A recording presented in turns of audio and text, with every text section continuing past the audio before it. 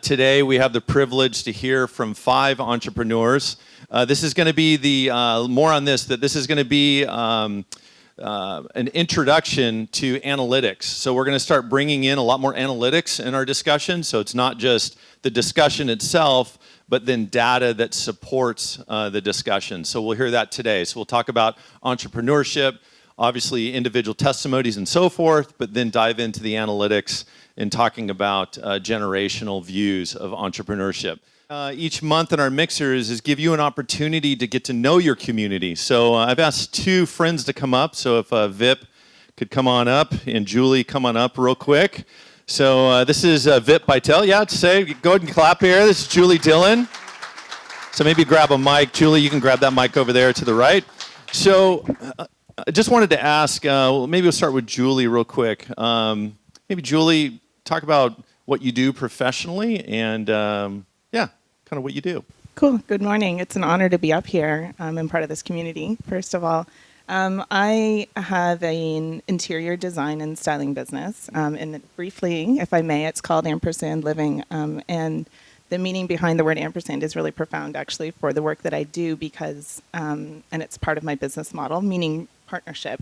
And it's been really exciting to build on that. And more recently this year, have developed a new branch called the Ampersand Academy, where I've been able to work with people who are interested in doing what I'm doing and help mentor and bring them into their own entrepreneurial efforts as well. That's awesome. And what would you say for you personally, what have you appreciated about this community?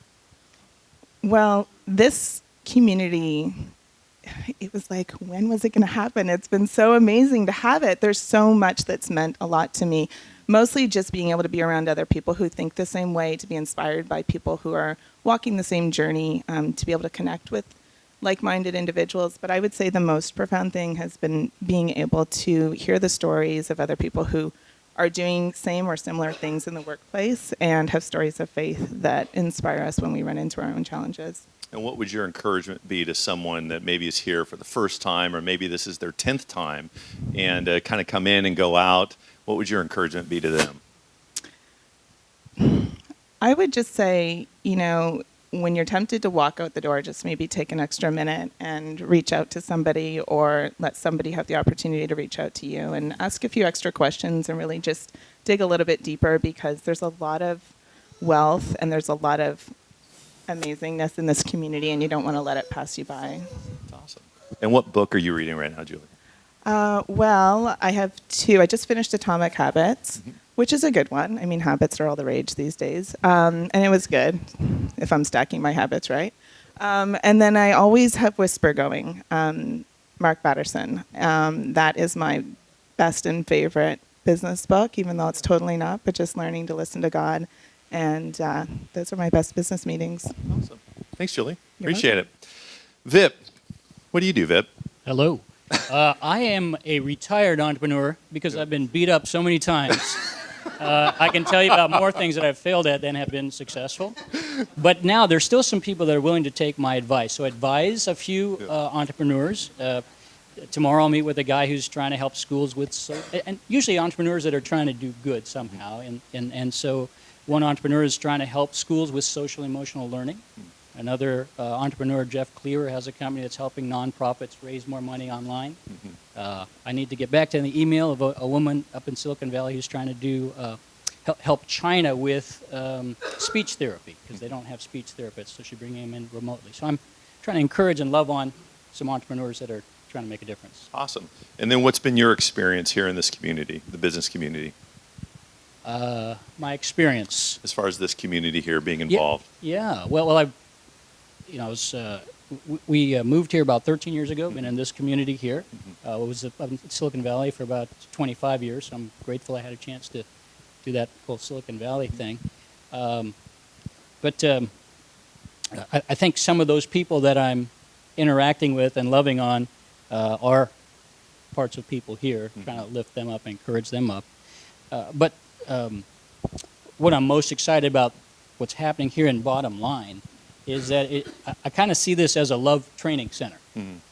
You've heard of TLC. This is like an LTC. Like we're all just kind of reminding each other how much God loves us. We got to take that in, because we're going back into the business place every day. But then we're helping each other love our neighbors. Jesus' command was to love our neighbors. So in business, our neighbors are, well, what about the guy that sits next to me, my boss, my employees, my suppliers, my customers? What does it mean to love them in practical ways and love them with excellence, with doing things really well? So Awesome. I'm excited to be a part of different relationships in the community. That's awesome. Good. And then what book would you recommend right now that you're reading? I was reading a book that somebody gave me, a business guy gave me. It's called 40 Days of Decrease. It was a new, which is about being less of me and more of God, more of Jesus in my life. But I left it in New York City. So now, I turned back to my book called Gospel Patrons, which is about the business people who've come alongside of others who need support for doing good. Awesome. And so Gospel Patrons. Good. For example, I just took my wife to Huntington Library yesterday. For her birthday. It was a surprise because she loves gardening.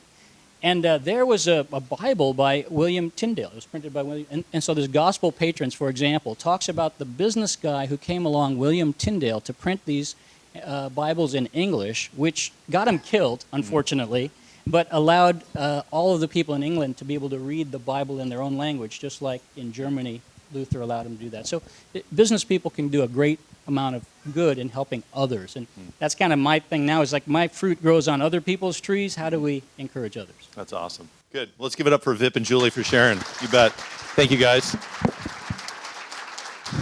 Also want to invite up my friend, Dr. Schober. So Dr. Schober coming up here. So we're going to be launching one-on-one mentorship this next month. So if you're looking to be mentored, there's going to be an opportunity for you to be mentored. It's a 3-week program, and it's going to be you'll be connected with a like-minded mentor with obviously a little bit more seasoned professionally. So, for example, if you're a director in business, you'd be connected to a vice president. If you're a vice president looking to go the next level in your career, you'd be connected to a general manager or to a president. If you're new in your career, then you'll probably be connected to either a business owner because you have aspirations of starting your own business, or we might connect you with a manager. So we're trying to connect you with the right skill set. And so it's a 3-week program. The first week we'll be focusing in on your skill set, so reviewing your current skill set. The second week we'll be identifying blind spots and areas of development. So you're going to be taking a test that will show areas that you professionally still need to develop in. And then the third week will be an action plan for you to go that you can go implement professionally. So it's a 3-week program, and we'll connect you with a like-minded person. So Dr. Schober, you want to grab a mic here. If you wouldn't mind, walk us through your thought process of the value of mentorship. Yeah, good morning, everybody. Thanks for coming to the bottom line. So raise your hand if you actually have mentored or had a mentor in your life or are mentoring. Raise your hand. All right, so there's proof, right, of the value of mentorship. And we just believe this is an opportunity for us as a business community here at the bottom line to open up the resources that we have, because there are amazing mentors and there are mentees looking for help, for guidance.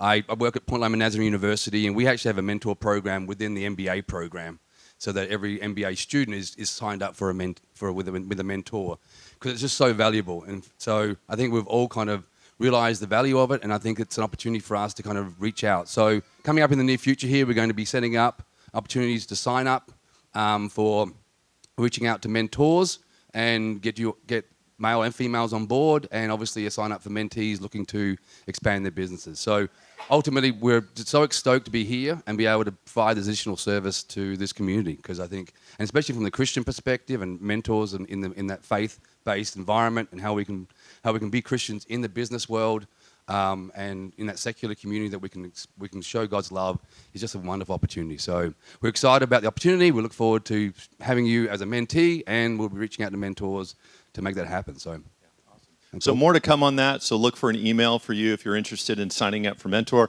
Isn't it interesting, like, anyone has an accent, we're so quiet and listening, right? But to assure you, that is a fake accent. He's actually from Indiana. So do you have any idea what I said? Thank you, Randall. Thank you. Appreciate it. Good stuff. So, yeah, no worries. So, yeah, we've got some incredible speakers coming for Invade. Many of you were able to hear Dr. Chip Taylor. We have another incredible speaker coming, Dr. James Hawkins. We're going to be talking about racism and prejudice, and then building bridges. So he's doing some incredible work in Arkansas, and just his experience with he and his wife and what they're doing to really build bridges between the white community and the black community in their area. So really looking forward to that. So more speakers to come, and you'll see that. So with that, I'd like to invite up our panelists. So come on up, entrepreneur panelists, and grab your seat here. And yeah, let's give it up for the panelists here. You bet.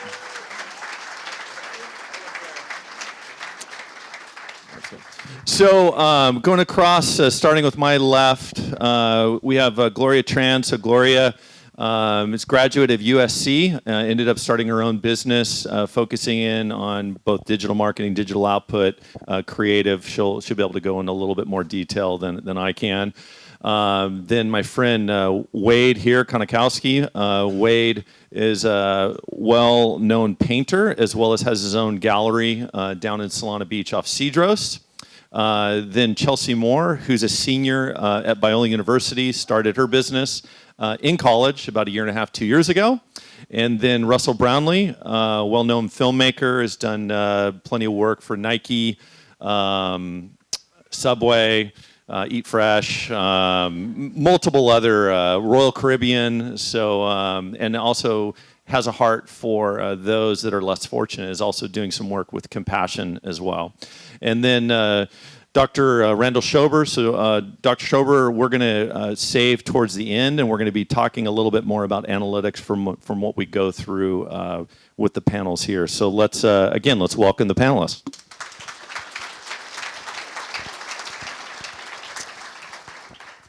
So, Gloria, let's start with you first. As you think through kind of your journey, what were some of the choices that got you to run and operate and start your own business early on in your journey professionally? Yeah, thank you for having me. So I actually worked for other people for a few years before transitioning into working on my own, and there was a little bit of a process there. And I think that, you know, before kind of going out on your own, it's really important to really kind of get to know yourself better and, you know, sort of see what environment you work best in. And for me, it really came from just understanding myself a little bit better and realizing that I was energized by new ideas and kind of creating sort of my own work schedule and finding my own solutions to problems. So I kind of knew that that was something I would end up doing, but I think actually making it happen was definitely a bit of a process. And I think the first one was really just mental, being willing to get into that environment of making mistakes and experimenting and trying new things. So yeah, I think the first choice I made was just quitting my job. And that was hard because I really loved the team that I worked with, and that stability made things really nice. But I just knew that that wasn't the place I was supposed to be in the long run. And I think the first thing was, you know, a practical concern was making sure I had enough income to kind of cushion myself through that transition. So I think just saving, and also there were a few circumstances that kind of helped me to, you know, collect enough to kind of make that jump. Yeah. So part of it then is, you know, there's a plan. However, there's a big step as well, a big step of going, wow, I'm going to leave my area of safety, right? And then go in to do something that I'm passionate about. Yeah. Yeah. So the first step was just doing that. And I think just looking at it from every angle. So I was involved with a lot of, you know, extracurricular projects, and I volunteered a lot, and just decided to, you know, like I moved in with my brother and kind of like slept on a mattress for a little bit and just to save money. And it gave me kind of the freedom to be able to take on projects that were maybe not as consistent in income, but was in the direction that I wanted to go in. Yeah. And eventually through that and through referrals and just learning and being open to things, it eventually led to partnerships and collaborations with agencies that led to more work. So, Awesome. So think through that. So many of us are not entrepreneurs, right? So think through this for a moment. As we're listening to these entrepreneurs, there might be something that triggers something for you. So as an example, in my previous life, we ended up taking a team to Callaway. And the reason we went to Callaway, even though our organization had nothing to do with what Callaway was producing, we went to Callaway for an opportunity to learn about innovative thought process and innovative planning and innovative thinking. So we walked through the process with them, even though our products that we represented had nothing to do with golf. So this is our opportunity as well to listen to entrepreneurs as their thought process. I mean, that's a big jump to think of going from safety, but yet passionate about not only starting her own organization, but really tapping into what she desired and taking that risk, knowing that it was going to be a little bit tough, especially kind of choosing to live on the floor, right, within your brother's apartment or house or whatever it might be. So think through that. Keep an open mind for those of us that maybe aren't necessarily entrepreneurial in our mindset, but think of how we can learn and listen. So Wade, let's talk about your business experience. You got a lot of experience, both within the digital world as well as obviously a painter is what you're known for. Maybe, Wade, can you share some of the biggest obstacles or challenges that you've faced, whether it's recently or in your past, and then how you navigated through some of those challenges? Okay. Well, I'm still navigating. But the biggest obstacle has been I was in advertising for about 20 years, and then I sold that business and launched a fine art business. I sold the business at a bad time because I was kind of demoralized by the ups and downs of advertising, because that's the way the business works. You get an account, you hire a bunch of people, you lose the account, you lay them off. And this was the end of the dot-com boom. Someone's in advertising over here. Okay. So, but because all this stuff was going on at work that was kind of like dealing with the business realities of downsizing and all that, I started painting at night. So not too long after this, I had this creative outlet now, I thought, I got to make a living doing this. But here's the biggest obstacle now, is that I didn't take a hard look at the business model, because in advertising, you have big clients that need that, and they don't think about it. They budget for it. If you're the right firm, they hire you, you get the money, and everything's fine. And as a painter, people come in and they go, I love that painting.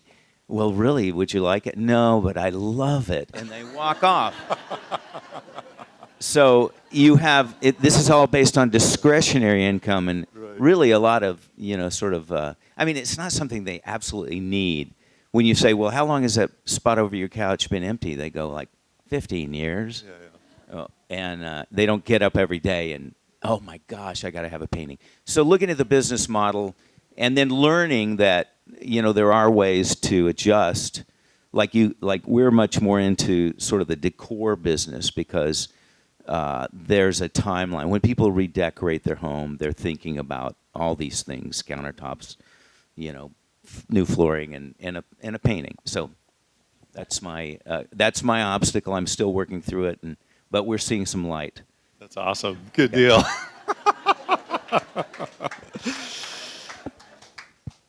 So, Chelsea, as you think talk about your journey of discovery on starting your business in college, right? So many will wait till after college, talk about and planning their business. Talk about what your journey has been in starting a business in college, and then, if you wouldn't mind, because the name of your business is CB and STEM, why? Why does CB and STEM exist? So first talk about the journey and then answer the why. So I go to Biola University right now. I'm in my 4th year, graduating in a month. I have done a couple internships. I'm currently studying graphic design, have been studying graphic design the past 4 years. So doing different internships like in ministry, in graphic design, and product design. I felt like I liked them, but I wasn't fully finding something that I totally loved. And so I kind of found my interest in flowers by just coming across a flower shop a few years ago where I could make my own arrangement. I loved it. And so since then, or at that point, I started taking advantage of any time I could do flowers for like my parents' birthday party, or if we had people coming over. And yeah, so eventually someone here at church was getting married, and I said, oh, I can help you with your flowers. I didn't know what I meant by that, but they were like, do you want to just do my wedding? And I was like, sure, yeah, let me just do your wedding. So that still is the biggest wedding I've ever done. And I was like, okay, if I get through this, and with the help of so many people, I did it, and I got through it, and I was like, I love this. I love the pressure. I love just the intensity and the work and the labor that kind of goes into flowers. And yeah, eventually wanted to intern for a pretty successful florist up in LA area. And so one summer I got the internship, commuted up to Orange County, LA area for like 3 to 5 days a week. I was working like 8 to 14-hour days for free. And I was like, okay, if I get through this too and I enjoy it, I think it's telling. So ended up doing that, and after that just loved it. Experienced things that I just had never experienced before on my own. And I think it was just a really empowering experience, being like, okay, I think I can do this.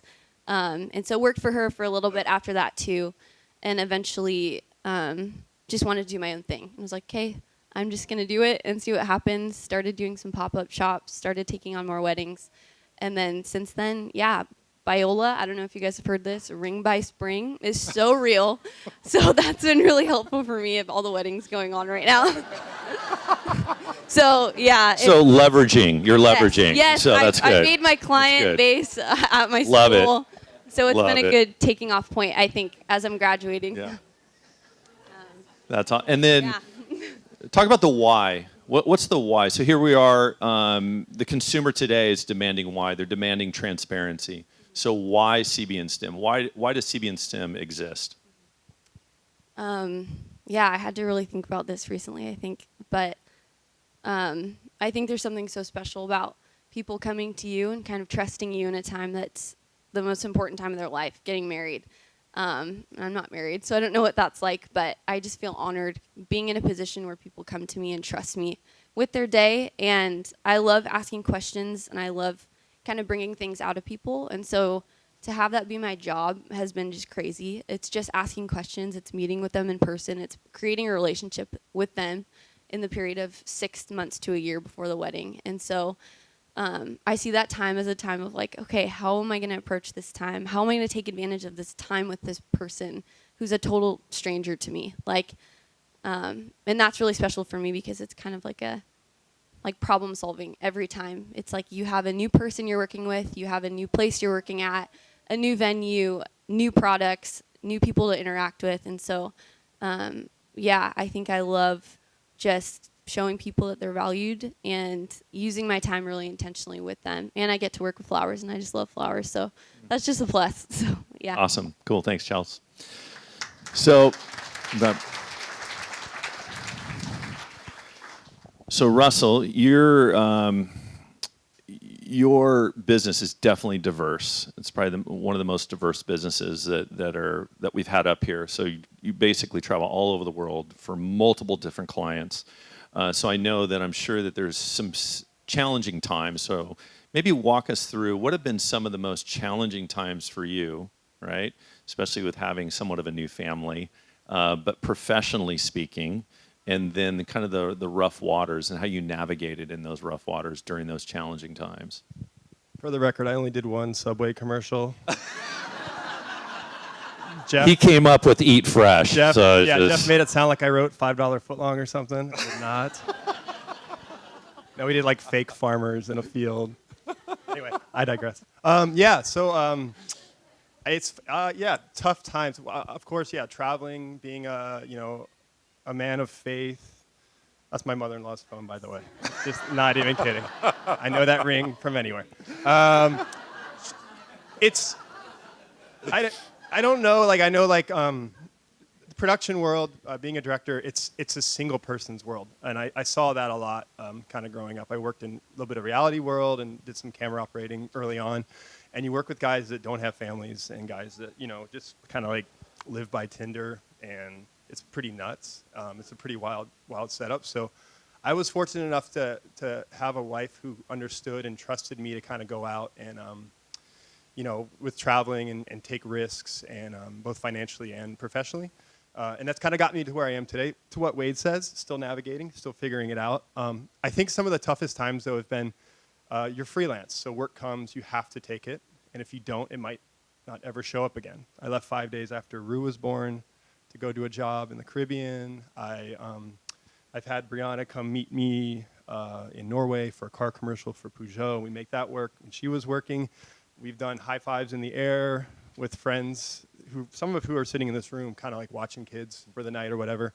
I walked home to my friend sweating one time with Magnolia in his lap, going, she hasn't moved, she's watching Bubble Guppies, this is awesome. Trying to make it work. So I think that's been the hardest thing, it's just trying to navigate. If you're freelance, work comes, you don't have a schedule. We have no schedule. But we've been really blessed at the same time to try to figure that out. So I think that's been the toughest. The other thing for me, though, too, is being a person of faith in this world. For me, I've worked with clients. Jeff and I worked for Reef a lot, did a lot of surf films for them back in the day. I work for clients that I don't necessarily agree with who they are. I've written bids for just stuff that I don't really believe in. But at the same time, for me, it's a relational thing. It's about one-on-one. It's about going inside those companies and recognizing that you could make that one friendship or that one acquaintance along the way and get a chance to share with them. It's not big picture what we do.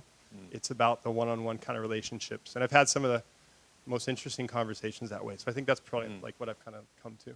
So it's not just this entrepreneurial idea of just going out and, attempting to just be amazing, filmmaker, but it's also taking advantage of the relationships that are put in front of you wherever you might go. For sure. The stigma with the director, I think up until probably the last 10 years has been crass, misogynistic, just come in, take, whatever I say goes. And I think the second you come in with more of a hey, let's do this together, let's work collaboratively, relationships open up, people want to talk to you more and kind of chat with you more about who you are, where you come from, and it really leads to a great opportunity to kind of share. I've worked with a lot of, 50-year-old Jewish guys from New York that have, produced for David LaChapelle, and just have the craziest stories of these directors just disappearing off, and I show up and I'm like, cool, let's make some money and do something creative and have fun. And they're like, oh, okay, that's it? Cool, let's just, make it a little bit easier. So that's kind of how I approach it. So yeah, that's awesome. Cool. Thanks, Russell. Yeah, man. Yeah, you bet.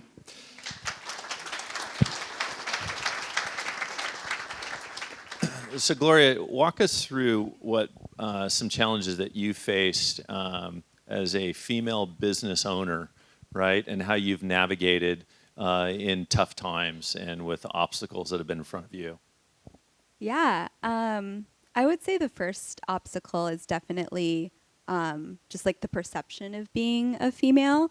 I definitely understand that, first appearances are what people see and your gender and things like that. So that is something that is very real. But at the same time, I think you can either look at it as a disadvantage or an obstacle, but you can also see it as an opportunity.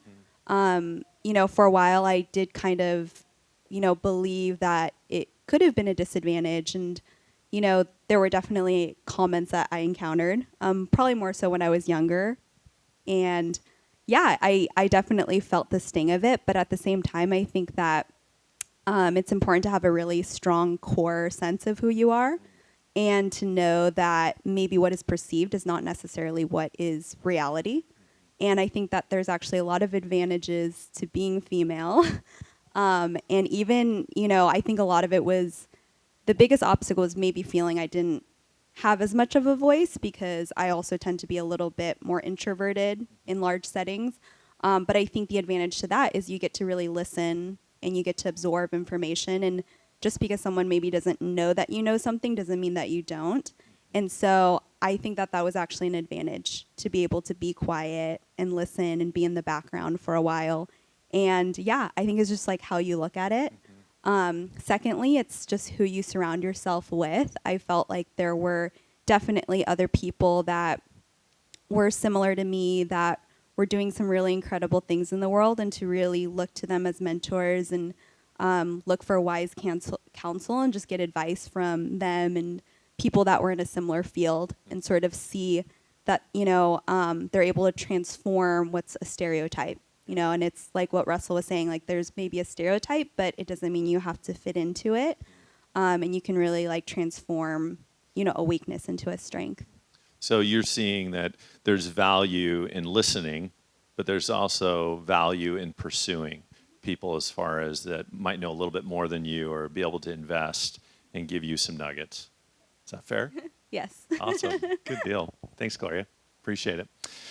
So Wade, what is it for you that keeps you passionate? Like, what's the passion button in Wade's life when all of a sudden you're grinding, you may not necessarily be seeing the results that you're hoping for, whether that week, that month, even potentially that year.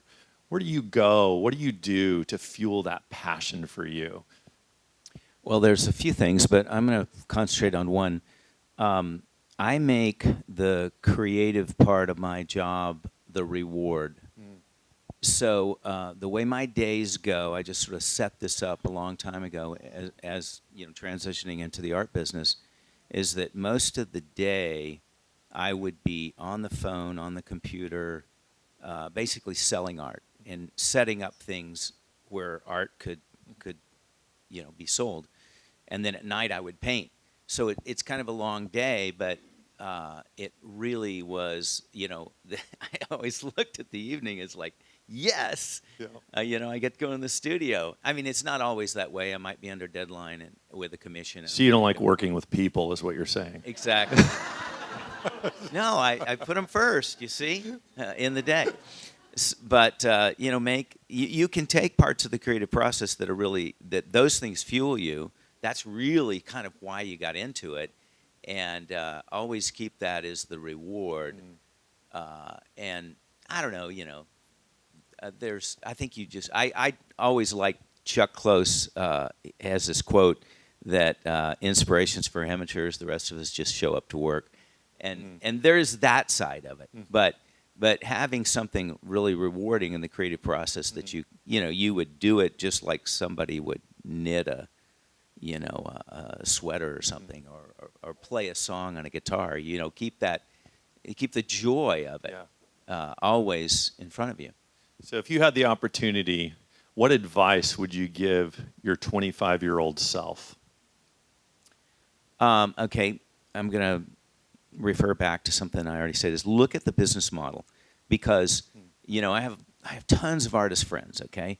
And there's several kinds of artist friends.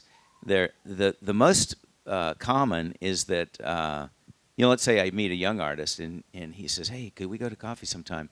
I know what he's going to say. He's going to look at me and he's going, how in the world do you make any money doing this? And so one day I went to coffee with the guy, and I thought that was going to be the answer. But that guy was in the digital world. He was like doing gaming and concept work and all this stuff, and working for Pixar and all that. And he was completely the opposite. He was like, I'm turning work away. I'm turning down jobs. It's crazy. He's always been that way. And it's just an absolute polar opposite. So what's the difference between that guy and the other artist? Nothing, but he just decided to do digital art. And his, you know, he learned the craft of it, but he selected this business model. And the same way, you know, I spent half my career in advertising, and there was a lot of money to be spent on that, especially in the 90s when I did it. So I would think, I would be creative about looking at the business model as much as you're creative about looking at the finished product. Awesome. Yeah. Cool. Thanks, Wade.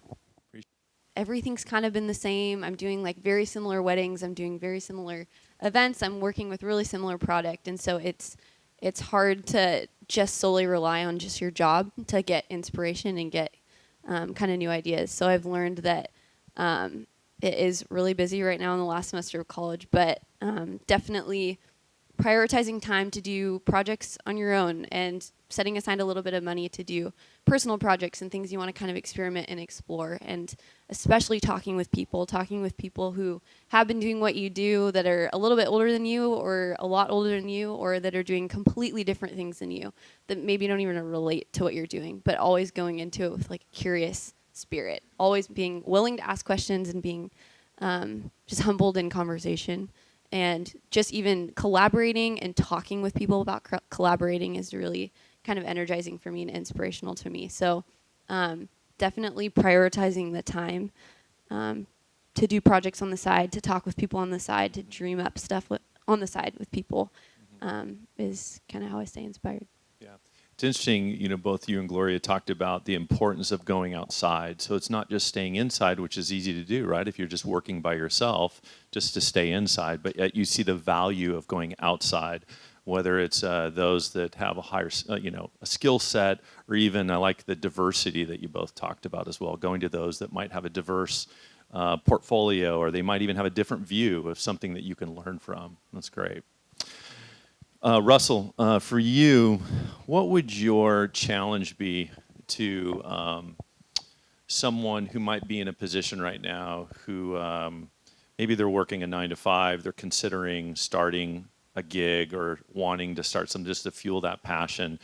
What guidance or direction would you give that individual that potentially wants to do something a little bit different than what they're currently doing now? I'm a self-proclaimed accidental entrepreneur. I didn't set out to start a business. I literally just loved cameras and shooting my friends surfing and skateboarding and documentaries. And when I was 19, I decided to become a Christian, and I wanted to tell stories that evoked emotion and inspired people and showed people that the world's a lot bigger than what's right in front of us or in our little awesome community here. So it's funny, I see Jacob Carlson in the back right here, and Jacob and I remember years ago, probably like 8 years ago, I had an agency from Vancouver just hit us up and say, hey, we have this much money. And Jacob's like, dude, you're a production company. I'm like, okay. That sounds like a thing that I can do. So we took the money, did the thing, and then from there it snowballed into, for me, I've always been freelance. I've never worked, I just kind of like, I remember I finished college and my parents were like, cool, you can get a job now? I'm like, no, I'm gonna go live in a car in Australia. So I did that, and then I was like, oh, I'll take pictures along the way, and it kind of just, for me, it just naturally snowballed. I think a lot of guys I know that are young and want to talk about getting into business, to what Wade was saying, like, I think Wade and I have kind of a similar background. It's like there's a creativity there, but you have to be professional at the same time. So I think for me, it's hard finding the balance. I hope this answers the question, but it's hard finding the balance of wanting to be creative, but also having to be responsible. And getting the $3 million insurance policy, but then also staying creative. So for me, it was like I didn't sit down and go, I'm going to start a business. I basically was like, oh, I need insurance now, and I need an LLC, and I need liability, and I need to look this professional, and I need to have this DBA. It just kind of snowballed into what I do now. And even now too, it's about diversification for me. It's like there's not just one thing I do. 1 week is a commercial in the Caribbean for a cruise line. Compassion International in Uganda is next week. A bank commercial was last week. 6 documentary short film ideas getting pitched right now. It's about hustling and moving and never stopping. Even when we're at the beach with the kids, bring the camera, shoot photos, Because that's part of when you're creative, that's it. Whether it's shooting your kids or off work, and it's just staying creative. And that's the biggest thing for me is the business part will come, it'll support, but I think you have to stay creative, have to stay focused, and kind of keep the passion. When you do it to make money, then it's gonna suck. It's not gonna be good. Yeah. So to that person considering that, it's just ensuring that you're allowing the creative to be the drive. Exactly, and that's why I know so many guys, so many young filmmakers, and they get anxiety about putting stuff online. Put stuff online. Make a website, get it out there. That's how and you'll fail, but just keep doing it. Yeah, awesome. Thanks, Russell. Yeah. Gloria, what would your challenge be to someone who's considering starting their own gig, and they might be in a position right now that they're not able to maybe take that jump, but maybe they're in a position to slowly transition? What would your challenge be? Yeah, I think just to try it out, I mean, honestly, probably this, I think I can relate a lot to what Russell said as well. And just, for me, the idea of being passionate about something is, not so much as okay, this is a thing, but I guess I see it as a sentient being, passion is something that grows over time, and it's not something that even fully belongs to me. It's something that I see as you kind of grow and you discover the more you feed it, the more you put into it. It's almost like, you have a relationship with your passion. And I think that aspect of mystery, knowing that there's always more I can discover about it, keeps me interested. And it's something that, you do kind of have to like think through and be like, okay, this is something I want to commit to and I want to invest in. Yeah. And it kind of is always there, to kind of like evolve and transform. And so, yeah, just like having that relationship with your passion. And I think it just starts with like, getting your feet wet and trying it out. Yeah. So. So you could start small. You don't have to take these huge leaps. Yeah, it'll like come. Yeah. Wade, what would your challenge be to an individual that's considering making a move or doing something different than what they're currently doing right now? Go for it. Nice. No. I was thinking of something when Gloria was talking about how, the way that God shapes you, which is really driving, whether it be creativity or finance, whatever, that's the important thing. And I think God looks at us like, hey, I made you to do this. And you're saying, yeah, but I'm worried about money and everything. And he's always, don't worry about that. That'll come. I'll take care of that. He's much more interested, I think, in who he's made you to be. So finding that, and if that requires an entrepreneurial path, that's good. Then go for it. Love it. That's good stuff right there. Thanks, Wade. And then Chelsea, finally with you, as you think of just kind of a younger generation and those that are in college considering starting a business, what would your challenge be to them? Yeah, I would say I think there's a time to learn. I mean, in college as a young person, we have so much to learn. And so, yeah, walking into situations and meeting with people and just being like, all right, I'm here and I know nothing. Give me your wisdom. Let me pick your brain. And doing that for a while. I mean, I'm still doing that. I'll be doing that for a long time. But maybe before taking action and doing your own thing, like make that time to stay curious, to stay humble in the sense of, okay, I'm here to learn and I want to know what you have to say from all different types of people. But then I think that there's also a call to action after that of being like, all right, I've talked to a lot of people. I've had some experiences, maybe internships, maybe just assisting people, working for free, stuff like that. And being like, okay, I've had enough experience now to where I can start moving. And then taking that and seeing that time and acknowledging that and just doing it. Like they said, do something that seems like you can't even do it. Start a website if that sounds huge to you. Host an event at your house or host an event somewhere else. Host a workshop. Do something like that that just sounds like, how am I going to do that by myself? And just do it. And I think that you'd be really surprised of the outcome of it. So yeah. Awesome. Cool. Thank you guys. Appreciate it. So Dr. Schober, let's move to you here. Maybe grab a mic from Russell there if it will reach. Might be a little tight. So Rana, walk us through, maybe we'd scoot down. Yeah. Walk us through what are the analytics are saying between the difference of kind of Gen X boomers and how we viewed entrepreneurship versus millennial and Gen Z, how they're viewing entrepreneurship?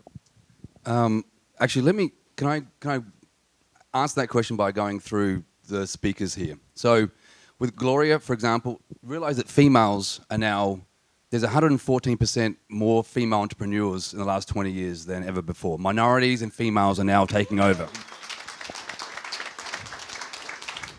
I think the numbers were like 9.9 million female owners and like 14.8 men owners. So women are just taking over the entrepreneurial sector. So that's really exciting to see. And also, like, at the very beginning, she talked about finding out who she was as a person. That's what the strength profiling. Always good if you're thinking about being entrepreneurial. Find out what your strengths are. Figure out what you do really well. And there's obviously a number of tests can help do that. Obviously, mentors can help guide that process as well. And obviously, the big step. A third of startups start with less than $5,000. So you don't need a lot of money to startups. And 70% of those actually begin businesses out of the home. Mm-hmm. So there's a transitional opportunity for you to kind of, even if you're working full time, as to transition into a business just by starting, okay? As Wade said. And God can't steer a parked car.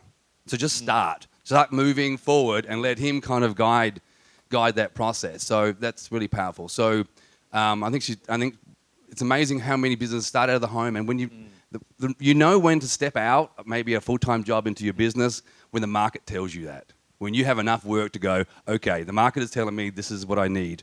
All right, so that's kind of the best indicator of what you're going to be doing. Same as Chelsea, with regards to obviously building her business. And by the way, Chelsea, you should go to Point Loma Nazarene University. We have a lot of Ring Before Springs too, so we have a lot of weddings down there. So a whole nother market for you down there as well, if you can look into. So just be aware of that. One of the things we need to think about also regards to what Wade was talking about, the business model. There's something known as the E-myth. It was a guy by Michael Gerber who came up with it. It's a local guy out of Carlsbad. And there were three main characteristics of any kind of startup. There's the technician, what you're really good at, like with Russell, filming, painting, decoration. So you'd be a great technician. But also there's the entrepreneur and there's the manager. And quite often a lot of businesses fail because I'm really good at technically doing something, it doesn't mean I can start a business. So you have to kind of make sure you look at your business model. You look at basically how you're going to separate yourself from the marketplace, okay? And then obviously being a manager, obviously you manage your time and your money and all that kind of stuff too. So that's really powerful. So talk about that then, blind spots. What are the blind spots when you look at, let's say, Gen X boomers and millennial Gen Z? I think the entrepreneurial myth is obviously a big blind spot. Yeah. I think hard work is a blind spot for a lot of people. It's hard, it's tough, right? So just basically a lot of hard work and being creative, continually being creative, being innovative. The markets are moving so quickly now due to this entrepreneurial age, I say, because the markets are moving. We're in a global economy. Yep. So the markets are moving so quickly. So the blind spot is not keeping up with the market, not getting feedback from your consumer saying, how am I doing? What do you think? You've all done the 5-star test on Ubers, and they're always asking you how they're doing, what can we do better? That's what we have to do too. I liked what you said earlier when we were chatting as we were talking about the generational blind spot. So if you look at Gen X and Boomer, it's the grind. I'm willing to grind. I'm willing to work the 14-hour days to get it done. Right. However, my blind spot is the creativity, is leaning on those that might be more creative than I or expertise. Right.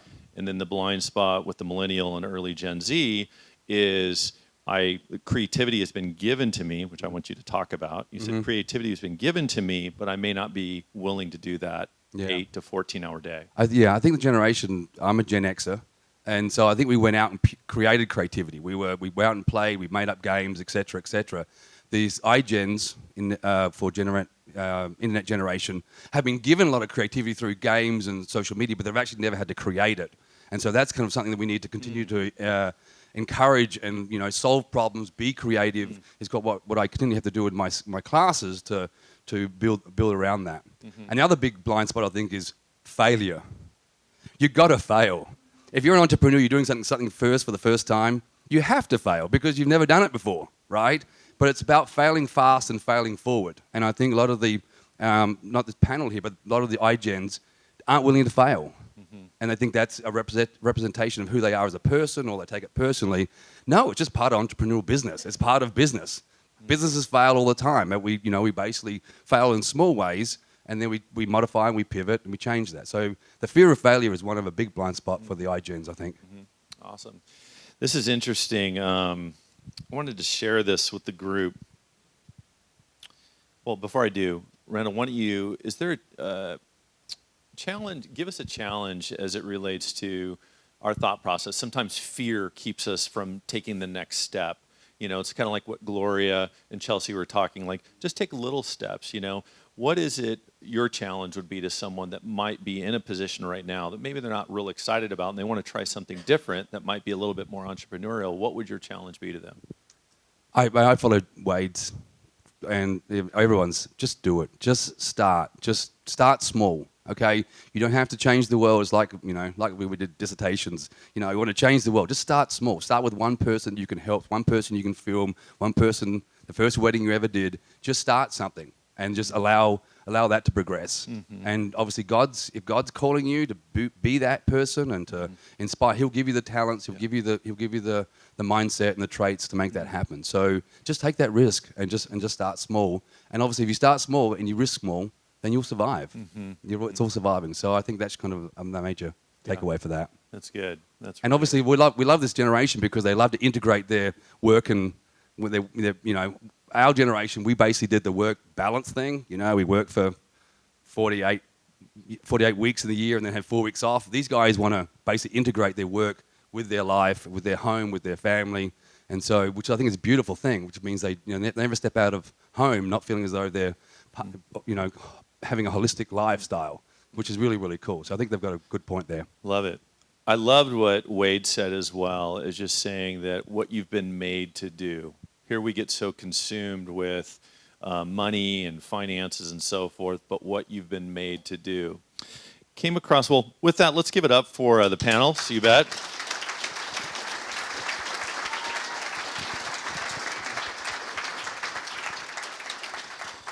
I came across this report that was done, and just read this about 3 weeks ago. And report that came out on regrets from elderly, terminally ill individuals, and there was five regrets. So regret number one, and this isn't necessarily an area of priority, but just regret number one was they just took their health, their good health, for granted. So they didn't capitalize on their good health. Second was staying connected to friends. I regret not staying connected with my relationships. Next was buying into cultural importance of professional hierarchy. Isn't that interesting? So think about that just in our own space, and what we do in the importance of who you are and that title. They bought into that, and they said that wasn't worth even buying into. Next was grinding at work. I grinded way too hard in the years leading up to this. And this was interesting. And the last was regretting not doing something I'm passionate about. So I think as we think through this, maybe many of us aren't entrepreneurs, right? But as we think through the opportunities that we have, and this life is so short, is the opportunity to be an example and a reflection of God's character. And that's who we're meant to be. I love the passage. This is one of my favorite passages, and my family knows this. And I go to it quite often. And today I went to it because just thinking about the value, right? Because we're in work culture that says where your value lies is in your title, or how much is in your bank account, or the affirmation that you're getting from senior executives, and on and on and on and on. But Proverbs 3, verse 5 says, "Trust in the Lord with all your heart, and lean not on your own understanding. In all your ways acknowledge him, and he will direct your paths. Do not be wise in your own eyes. Fear the Lord and depart from evil. It will be health to your flesh and strength to your bones. Honor the Lord with your possessions, for it will increase." It says, "My son, do not despise the discipline of the Lord." So it's just interesting that, here the world is saying this is what's valuable, this is what's important. And I can honestly say that I bought into that system for some time. Buying into what it's about is winning, right? Because that's what work culture is, especially corporate culture. However, God's word is so opposite of what work culture is telling us. God's word says, no, trust in me, kind of like what Wade says, hey, you trust in me, I got this. Don't worry about finances. That's nothing to God, but yet really driving towards what I'm passionate about and being a reflection of God's character. So what an opportunity that we have as a business community tomorrow to go out and take that trust step. Are we willing to trust tomorrow when we wake up in the morning and say, you know what, today's a new morning. This last week was a rough week. Yesterday is a rough week. My finances maybe aren't in order as what they need to be, but you know what? I'm going to trust the Lord today and go be a reflection of who he is, knowing that that's where my value comes from. So with that, let's go ahead and close us in a word of prayer.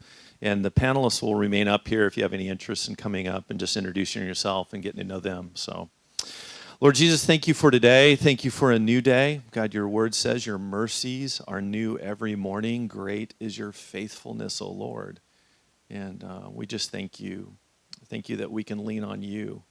God, when we lean and we buy into what work culture is communicating to us, that's when we're veered off. That's when we're not on a straight path. So tomorrow, Lord, may be a new day as we step forward and say, you know what, I'm going to trust you, Lord. And we know you'll show up because your word says if we draw near to you, you will draw near to us. Bless us this week, and may we be a reflection of your goodness, your kindness, your gentleness, and your purpose. In Christ's name, amen.